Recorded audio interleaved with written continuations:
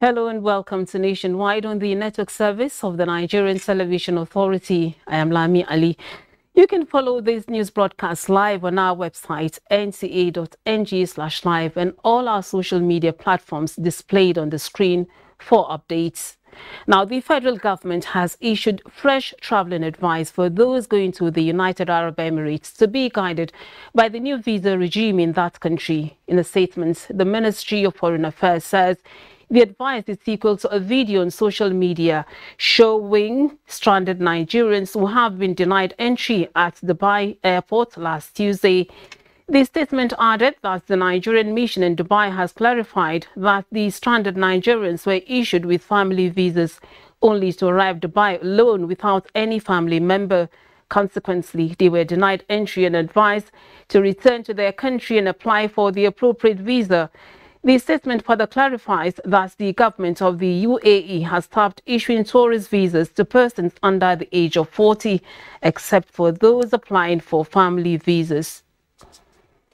Now, the Minister of Transportation, Muazu Jaji Sambo, says reviving the eastern ports will boost the nation's economy and decongest the Lagos port. While inspecting the Rivers port in Rivers State, the minister urged terminal operators in the port to hasten development plans and make it attractive.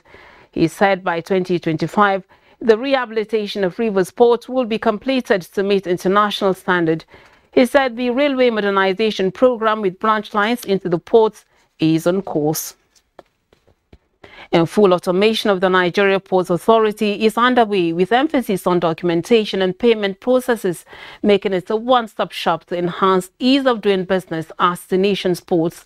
This was emphasized as the Bureau of Public Service Reform's monthly lunchtime seminar in Abuja. Adebola Brooklyn has the details. Globally, the efficiency of ports operation remains a major driver of trade and economic activities across countries. Ports in Nigeria, observers say, are still faced with partial bottlenecks such as infrastructure shortcomings, policy and regulatory inconsistencies, overlapping functions and duplication of roles among agencies operating at the ports. This lunchtime seminar by the Bureau is dedicated to the actualization of a total reform in Nigerian ports towards improved efficiency in operation, low cost of services to stakeholders, and reduction in terms of government's support to the port sector. The Nigerian Ports Authority, in implementing the executive order on ease of doing business, is addressing some of these challenges to make our ports a model in West Africa and in the world. Acting General Manager, Nigerian Ports Authority, said Nigerian ports have been a strong contributor to the nation's economy through the facilitation of businesses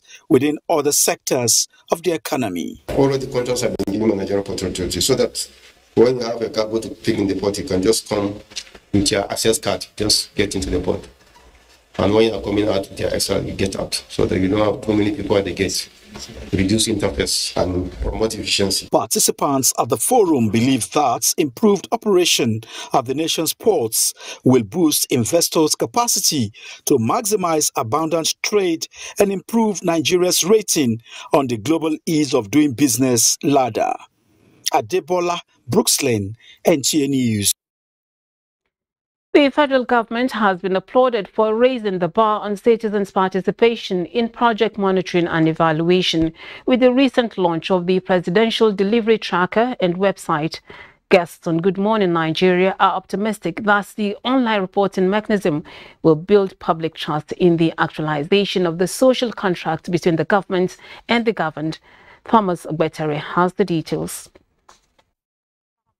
Guests on Good Morning Nigeria applaud the deployment of the Presidential Delivery Tracker and website by Buhari administration to connect citizens to governance by increasing access to federal government priority projects, policies and programs across the country. It's a tool to measure the performance of the MDS along the ministerial deliverables. And they will be able to harvest that data, do some sort of analysis, triangulate with what it's been reported on the tracker. Citizens are encouraged to download the app and navigate the website to acquaint themselves with the progress of government's projects and programs in their localities and give real-time feedback to government for evaluation purposes. So what the app does is that it tries to give you projects which are nearer to you. We think it's really important that citizens engage in government decision making,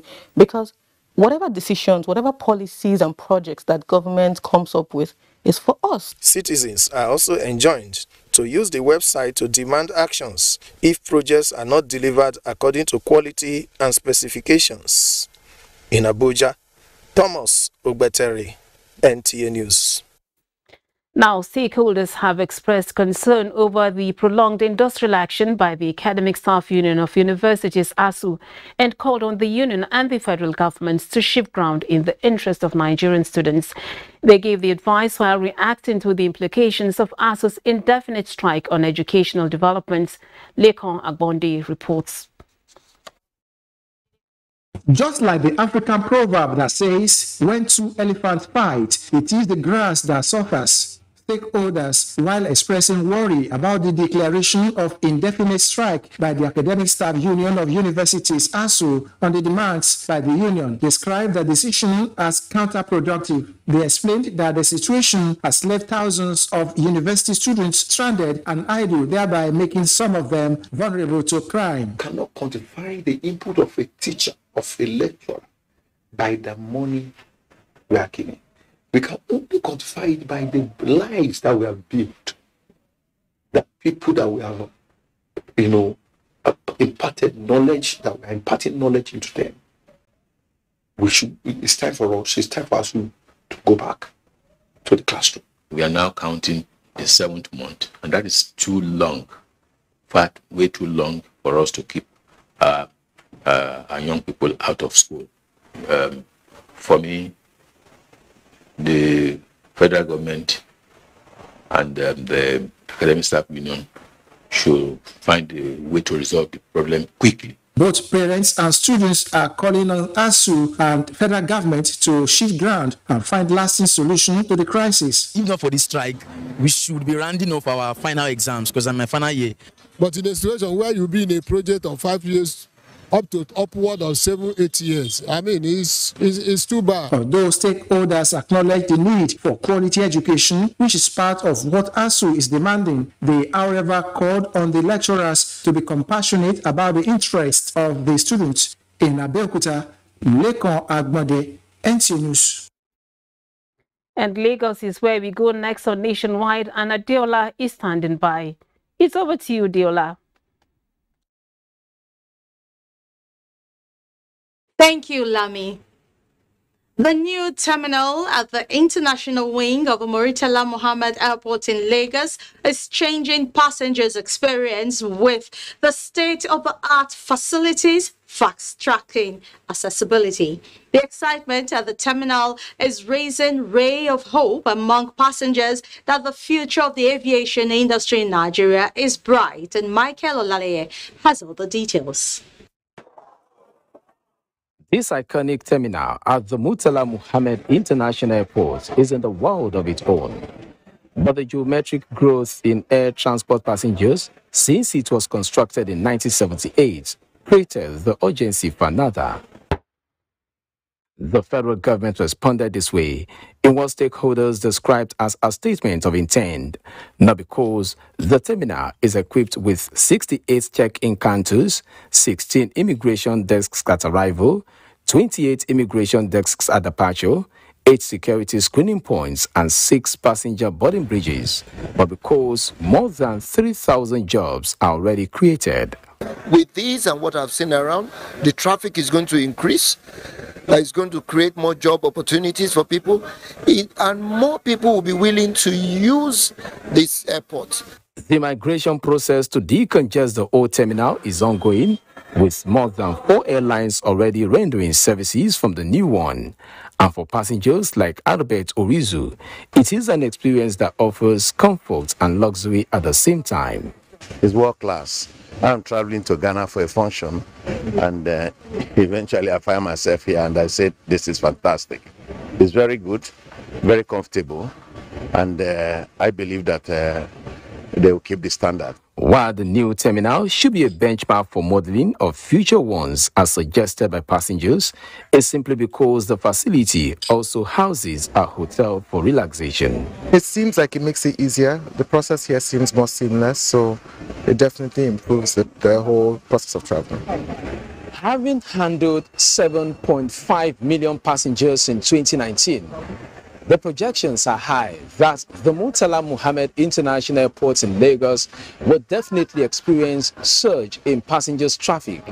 And this terminal has laid solid foundation for accommodating such increase because it has the capacity to handle 14 million passengers per annum. In Lagos, Michael Olaleye, NTA News. That's good news indeed. Now let's talk about flood and farmland. Climate change has remained a stark reality in everyone's life as they grapple, across the world. Its impact stems from devastating human activities which have continued to destroy the ozone layer. Flooding is one of the consequences of global warming, which has adverse effect on food production. In this report, Lynn Lenake examines the effects of flooding on food crops, especially during the farming season when expectations for food production are high. This is Mile 12 International Market, a hub for perishable food items transported from different parts of the country, especially the north. We are bringing fresh and selling the fresh. We are not preserved. However, the cost of food commodities, especially tubers of yam, maize, rice, and beans, which are brought here in large quantity at affordable prices, have suddenly skyrocketed. Traders explain the reason the price increase. There's flood there, more especially for Kebbi and Sokoto. What is the major place where they produce onions? So they affect us seriously. Beyond attributing the reason to insecurity, the crop yields performed below expectation, and climate change experts say is among the culprits. The advisory weather forecast released by the Nigerian Meteorological Agency, NIMET, earlier in the year on impending extreme weather conditions that could trigger flooding across some states of the Federation is a pointer to the problem. On rainy season, and the measures to protect it is actually dependent on when it happens. If it happens when our plants are growing, we stand the chance of losing the plants. With this kind of measures, for example, instituting a proper climate forecast mechanism and making sure that this climate forecast information are disseminable to the farmers such that they are aware of the incidents and they are aware of what to expect and they are able to prepare themselves accordingly. Experts say climate change mitigation remains everyone's business and urged government at all levels to step up awareness campaign on safe environmental practices so that food incidents can be reduced to enhance food security in the country. Lynn Lenake, NTA News. And those are the stories from Lagos for now. Do not forget to follow this news broadcast live on our website at nta.ng/live and on our other social media handles displayed on your screen for updates. Nationwide will continue with a smile in Sokoto after this time out. To stay with us.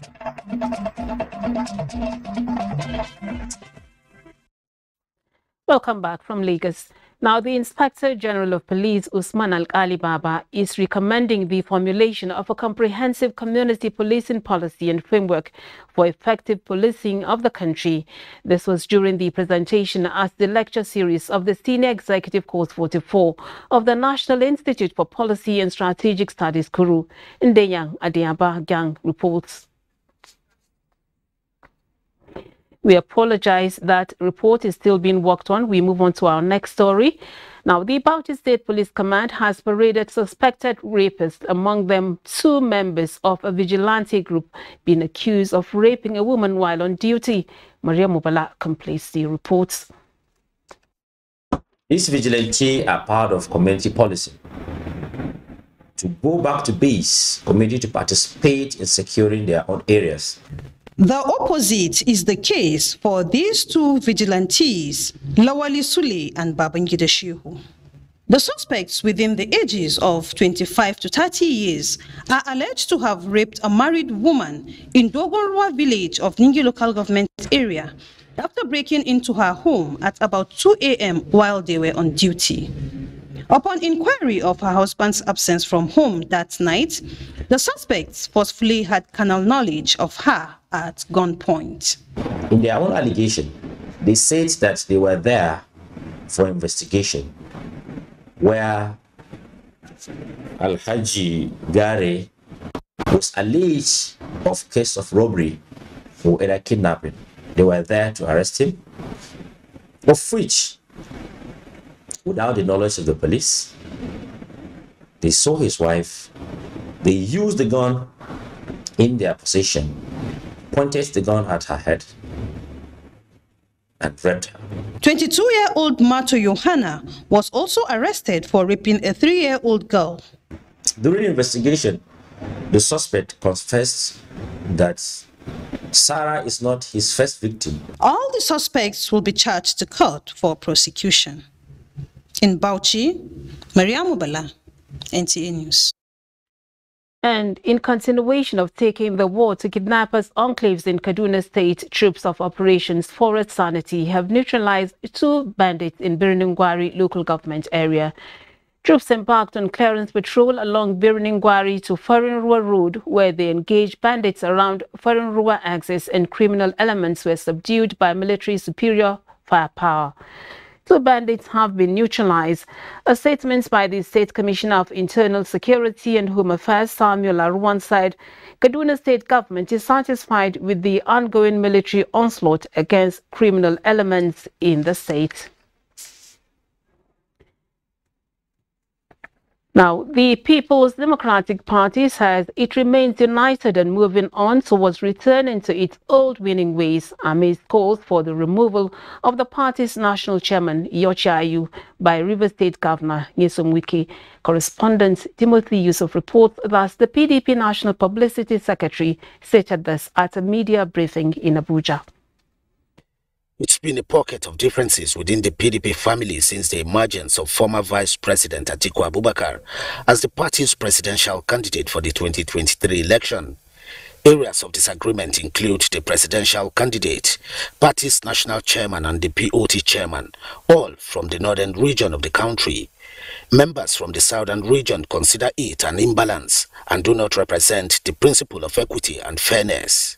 This party relies on its constituents and work on it.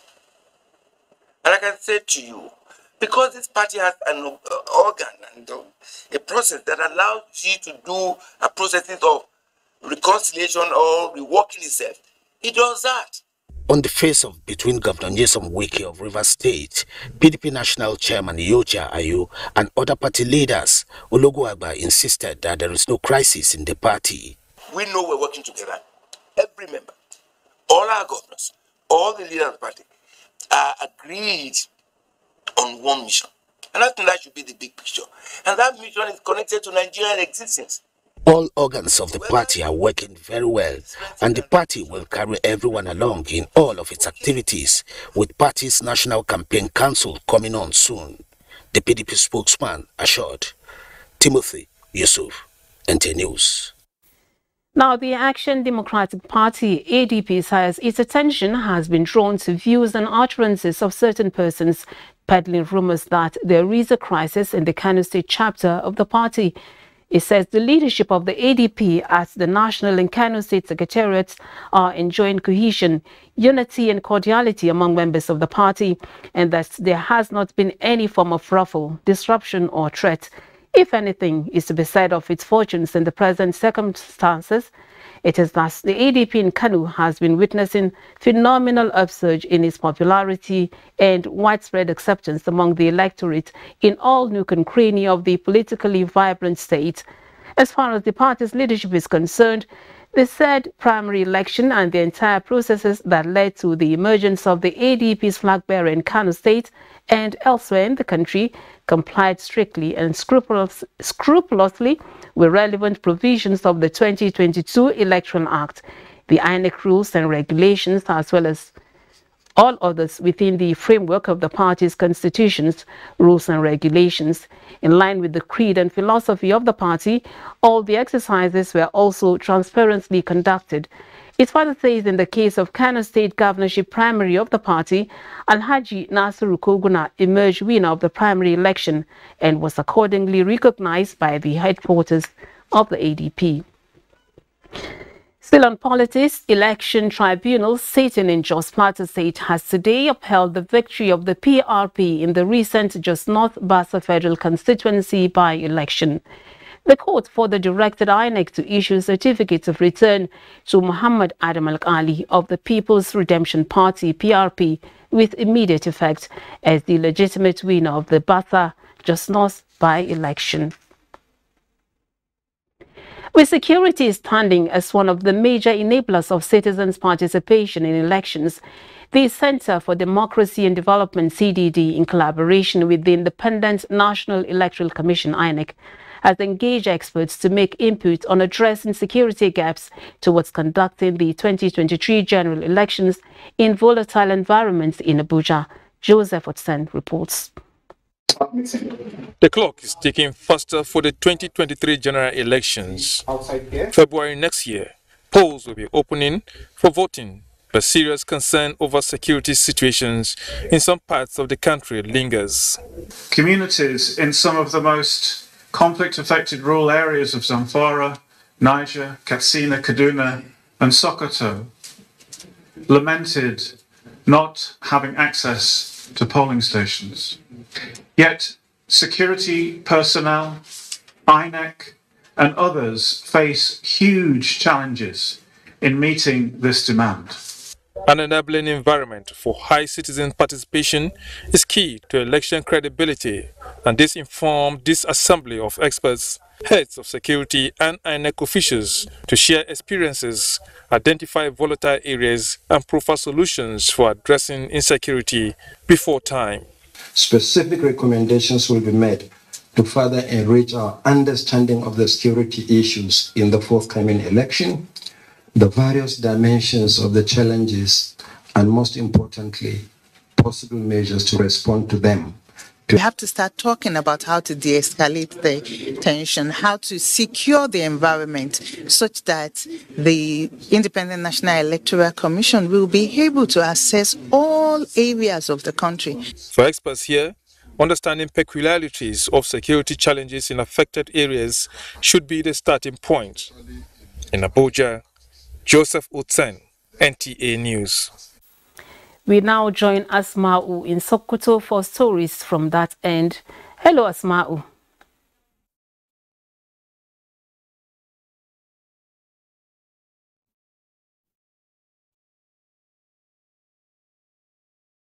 Good evening and welcome to Sokoto on Nationwide.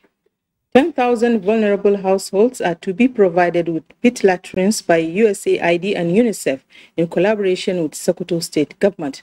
This came to the fore as Governor Aminu Waziri Tambo officially flags up the symbolic presentation of sanitation cards to beneficiaries of the program selected from local government areas in Sokoto.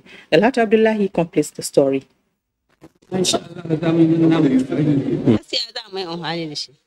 Haliru Aliyu and Aisha Abubakar were among the beneficiaries drawn from 400 communities in 3 local government areas of Gadabawa, Gada, and Dengeshuni of Sokoto State. It is a pilot program and the first of its kind in the Northwest, including Kebbi, Zamfara, and Sokoto State. The idea is aimed at improving sanitation, hygiene, and safe drinking water by way of mitigating open-air defecation, especially among rural dwellers in the state. Chief WASH UNICEF Officer, Abuja, Dr. Jane Bevan, and WASH Fellow USAID, Henriette Tete, emphasized that the program is designed to improve on the well-being of people, especially rural dwellers. Not everybody has the capacity to build their own toilets, and we're hoping that these vouchers, if correctly targeted, will be able to really help to improve the coverage for people.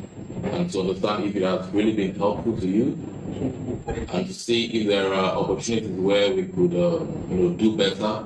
Governor Aminu Adere Tambol of Sokoto State, represented by Commissioner for Water Resources Atahiru Yusuf Yabo, described the effort as one that will complement effort of the state government toward healthy society. We should be off and doing in terms of our hygiene and sanitation without anybody telling us. Special advisor to the Sokoto state government on rural water supply and sanitation agency, Sani Naguru, maintained that the agency will provide technical and other support for the program to succeed. In Sokoto, Dalatu Abdullahi, NTA News. Zamfara State Police Command has paraded an ex-army corporal, Saidu Lawal, for alleged armed robbery, illegal possession of prohibited firearms, and gun running. The 41-year-old suspect has confessed to have specialized in supplying arms and ammunition to terrorists in Zamfara, Katsina, Kaduna, Niger, Kebbi, and Sokoto states. Jamilu Ibrahim has more. Public Relations Officer of the Zamfara State Police Command, Muhammad Shehu, who paraded the suspect at the command headquarters Busau, said he was arrested on 27 August 2022 following an actionable intelligence. He said the suspect, who was a personnel attached to 73 Battalion Janguza Army Barracks Kanu, was intercepted while traveling in a car along Kaduna Abuja Road on his way to Zamfara State. Exhibits recovered from the suspect include one AK-49 rifle, an AK-47 rifle, more than 700 rounds of live ammunition, and 8 empty magazines. The suspect confessed that he was to convey the same exhibit from the non-local government area of Nasarawa State to his customer, Wanda Hamza M.O.P., Bacha village in the local government area of Zamfara State. The suspect further confessed that he had previously supplied similar consignment to his other customers in Kaduna, Katsina, Niger, and Kebbi states. This is my second time that I went for this, and I'm not doing it, and I keep saying I'm not doing, and I regret doing it. Zamfara State Police Command says discreet investigation is in progress with a view to arresting other suspects in connection with the heinous crime. In Gusau, Jamilu Ibrahim, NTA News. Do not forget to follow this news broadcast live on our website at nta.ng/live and all other social media handles displayed on your screens. And that's it from here. It's back to Lamina Abuja for more on Nationwide. Thank you so much, Asma'u. Now, an edifice remodeled for the effective formulation, organization and coordination of the administrative activities of the Hydroelectric Power Producing Areas Development Commission, HAPADEC, has been inaugurated in Minna, the Niger State capital. Usaina Musa reports that the inauguration of the office accommodation by the Niger State Governor, Abubakar Sani Bello, also coincided with the presentation of operational vehicles to the various directorates.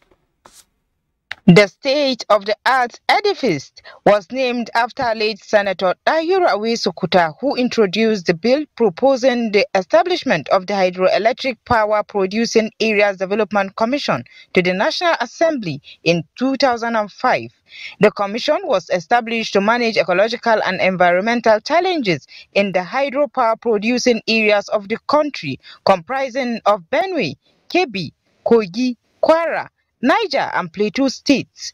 The commission, since it became operational about a year ago, has continued to impact positively on lives of the people of the host communities through various intervention programs. Let me appeal to the commission to develop a robust monitoring mechanism to track its activities across the state of Hydroelectric for proper and judicious use of public resources. To demonstrate our gratitude and our intention to ensure maximum utilization of the facility, the Commission did not hesitate to immediately begin renovation alongside extension of the office complex shortly after allocation and taking over of the facility when we received approval to do so from the Governing Council. Climax of the event was the handing over of operational vehicles at the instance of the federal government to the representatives of the Commission's directorates. In Mina, Hussaina Musa, NTA News. 5 million migrants have so far benefited from the campaign and advocacy on dangers associated with irregular migration by African Youth Growth Foundation. Ngozi Technique reports that this is one among the many milestones reached since its 16 years of operations as a non-governmental organization in Nigeria. Since the movement of people from one location or country to another cannot be stopped, it therefore becomes critical to educate the teeming Nigerian migrants on the need to take legitimate routes. Other areas of breakthrough include providing nutritional services to over 2 million women and children under the World Bank Accelerating Nutrition Results in Nigeria and RAIN projects, registration of 50,000 Nigerians and IDPs, among others. Specifically, we have a report now on extension of labor inspection and labor law enforcement to sectors and workplaces where migrant workers may be present in the country. That report has now allowed us to know the total number of foreigners living in Nigeria, working in Nigeria, where they work, who they work for, why they are in the country. Report from the some secondary healthcare facilities and some of the antenatal clinics have shown us that the cases of anemia in pregnancy has reduced. The African Youth Growth Foundation is unique in its focus on youth issues and migration issues. Stakeholders commended the complementary role of non-governmental organizations to government policies and programs, thus promoting good governance.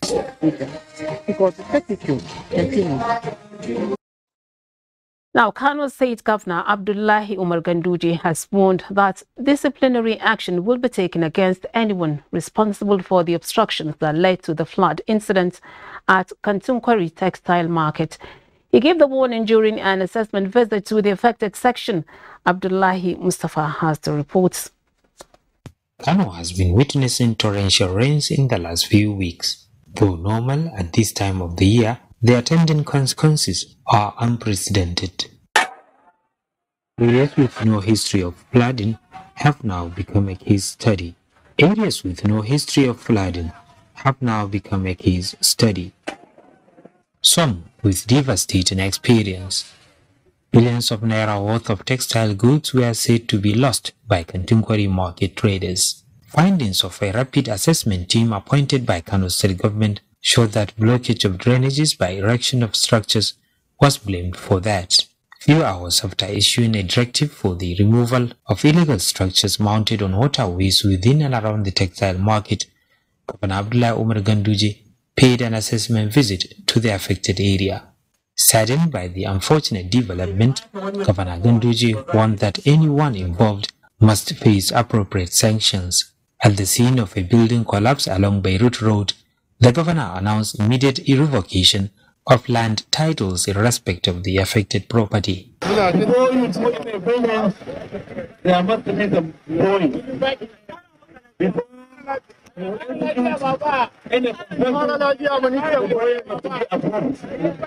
while you are doing the construction work, there must be supervision by structural engineers, by architects, by other stakeholders. An investigation committee was also constituted to ascertain the remote and immediate causes of the incident.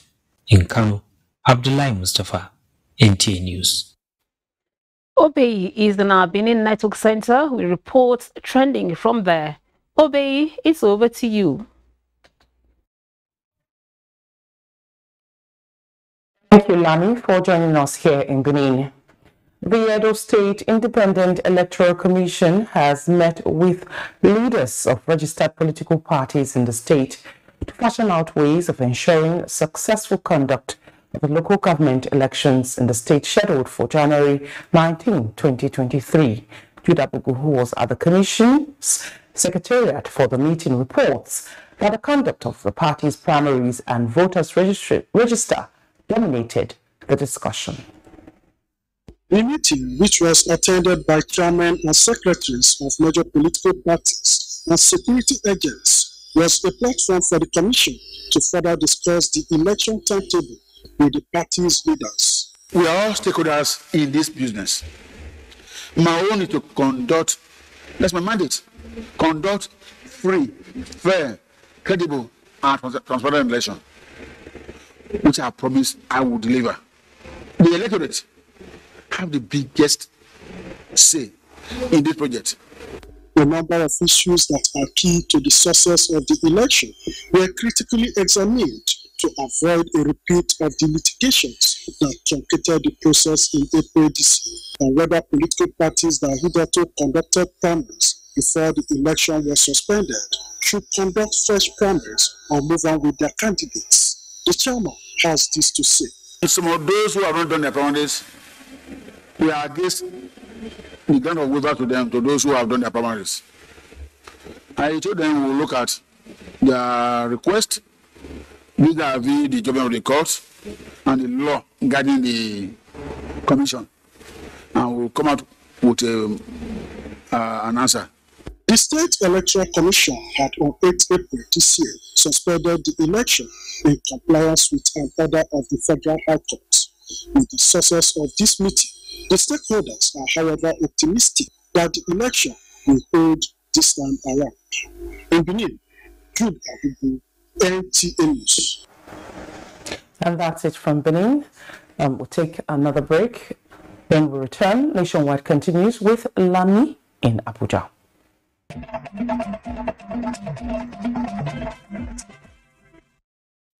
Welcome back to the news. Permanent Secretary, Federal Ministry of Information and Culture, Lydia Jafia-Shehu, says digitalization of all processes will be the operational hallmark of the ministry. Adebola Brooksney reports that the new Permanent Secretary stated this during her takeover ceremony in Abuja. Digitalization of processes in all ministries, departments and agencies is one of the pillars of the Federal Civil Service Strategy and Implementation Plan 2021 to 2025, which is in line with global best practices. The switching of responsibilities in the Ministry of Information and Culture, the new Permanent Secretary says, is topmost on our agenda in making operations of the ministry paperless and seamless. We have capacity building, performance management, digitization. And it is important for us to have our archives up to date.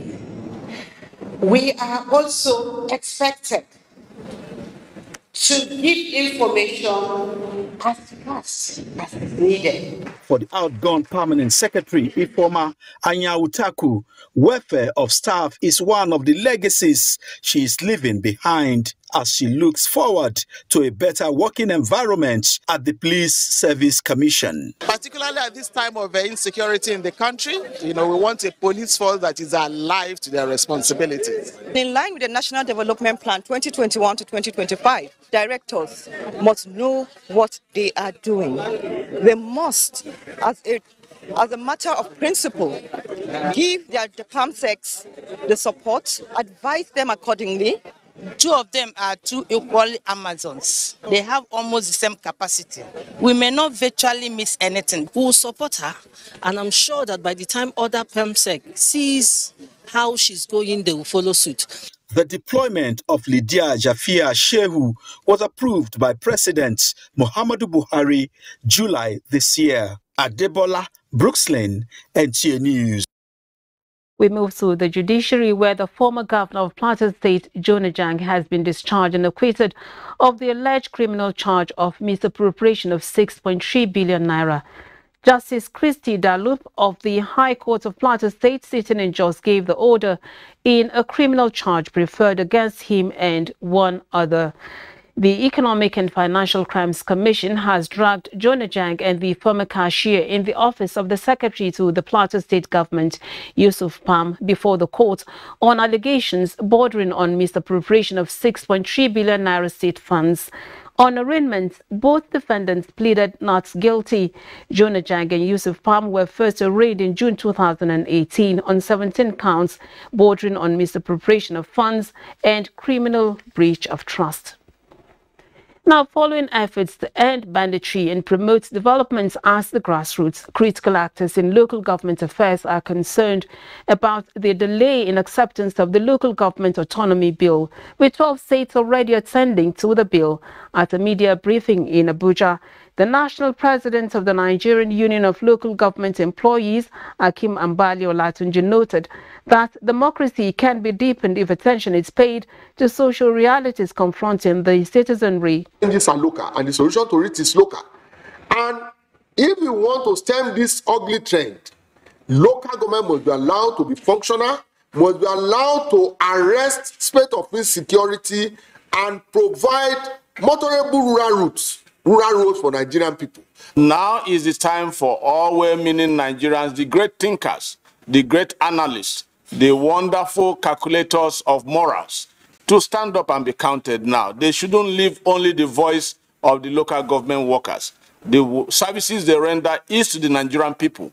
Let the state assembly sit and let them speak to the people. Full implementation of the bill, they believe, will stem the tide of rural-urban drift, facilitate local content development, and promote intelligence in crime fighting. Now, the 2023 Census Questionnaire is designed to give more visibility to issues affecting persons with disabilities and other vulnerable groups in Nigeria. Chairman National Population Commission Nasir Isakwara was speaking during a partnership meeting with the Albino Foundation at the Commission's headquarters in Abuja. Ulushe Adiabo has the details. 1 in 8 persons are living with at least one form of disability in Nigeria, and achieving an all-inclusive society is critical to national development. For key players, this is fundamental to the 2023 census. For the leadership of the National Population Commission, 2023 census is driven with a mission embedded with leaving no one behind and stating you can't be counted. We have already captured the needs of people living with disability, including the albinism community. And we will produce disaggregated data, not just of the members of the albinism community, but where they reside, because it's a population and housing census. For Jake Apele, the Albino Foundation and other vulnerable groups, such as persons with disabilities, are on this visit to provide support with enlightenment programs that would engineer the necessary involvement. We would like to develop a disability guideline for an inclusive process. It will be a document that at the end of the day guide your officers in the field when you're not there. The Interface Project set up a technical working group from the NTC and the Albinism Foundation in Abuja. Ulushe Adiabo, NTA News. The Human Rights Commission says it will continue in its mandate on protection of rights of vulnerable persons in the society. This came to the fore when the Executive Secretary of the Commission, Tony Ojukwu, received a delegation of the Nigerian Army Officers' Wives Association, NAWA. Omenka Amarachuku reports that discussions centered on areas of mutual interest.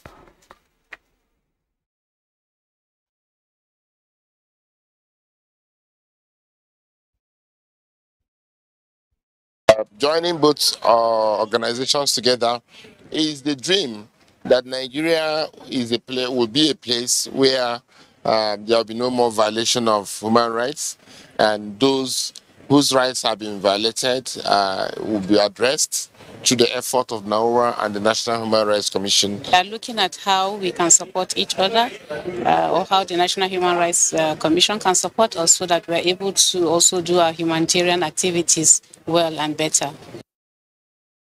Collaboration between the two agencies is expected to raise awareness on human rights norms with the international best practices. Monthly stipends provided by the federal government under the Social Intervention Program have changed the lives of some hard-to-reach communities in Giwa local government area of Kaduna State. Beneficiaries of cash transfer, who are mostly women, are counting their gains. Umar Ajingi, who visited some of these communities, reports that beneficiaries have been showing encomiums on the administration of President Muhammadu Buhari for initiating the life-changing program. Giwa Market remains a convergent point for economic activities of the people in the area. A typical market day, with people, especially women in villages, are looking forward for their business activities. The market is a catalyst for improving their economic fortunes. Most of these women are beneficiaries of federal government cash transfer, monthly stipends given to them, which provided them an opportunity to engage in buying and selling. These women defied security challenges to travel 35 kilometers to the market because they are now economically empowered. Paula and Habiba engages in farming, while Hadiza Bello, a mother of 5 from Fatika village, is into business of textile materials. She started selling after savings from the federal government conditional cash transfer intervention. The intervention has really helped us. Poverty is now history, and we thank God.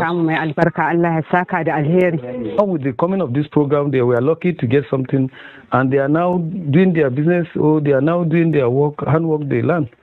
They have opened a place, some welders have opened their place, some mechanics, so they went and bought tools, and they are doing the work now. 4,600 beneficiaries of the federal government conditional cash transfer from 3 selected communities in Giwa local government area are now economically empowered and will be among 100 million Nigerians expected to be lifted out of poverty by the Buhari's administration. In Kaduna, Umar Ajingi, NTA News. Let's now join our sports desk for the latest news from the world of sports. It is a must-win encounter for Super Eagles Team B as they face Black Galaxies of Ghana in the 2023 CHAN Final Round Second Leg Qualifier Saturday at the Moshood Abiola National Stadium, Abuja. The home side needs 3 unreplied goals against the visitors to remain in contention. Yeah, they should not put themselves under pressure. Get the goals as early as possible. And that's a wrap on Nationwide. We thank you for watching. Have a good evening.